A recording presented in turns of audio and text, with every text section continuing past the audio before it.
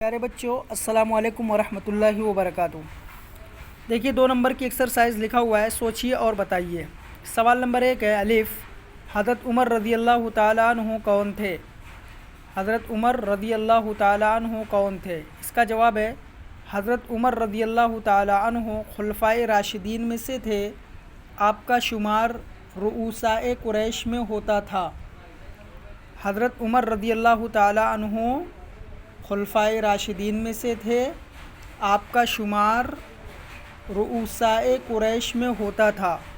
سوال نمبر 2 ہے، حضرت عمر کے والد کا نام اور ان کی کنیت لکھیے۔ حضرت عمر کے والد کا نام اور ان کی کنیت لکھیے۔ تو اس کا جواب ہے، آپ کے والد کا نام خطاب اور ان کی کنیت ابو حفص ہے۔ آپ کے والد کا نام کیا ہے؟ خطاب اور ان کی کنیت حفص ہے، حفص۔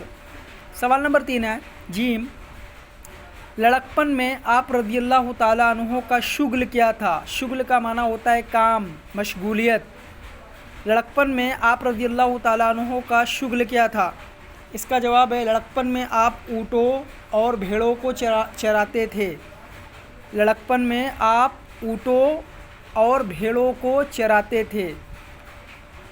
دال 4 نمبر کا سوال ہے، آپ رضی اللہ تعالیٰ عنہ کی مدت خلافت کیا ہے؟ مدت خلافت کا مطلب کتنے دنوں تک آپ خلیفہ رہے؟ آپ رضی اللہ تعالیٰ عنہ کی مدت خلافت کیا ہے؟ اس کا جواب ہے، آپ رضی اللہ تعالیٰ عنہ کی مدت خلافت 10 سال 6 ماہ 4 دن ہے۔ آپ رضی اللہ تعالیٰ عنہ کی مدت خلافت 10 سال 6 ماہ 4 دن ہے۔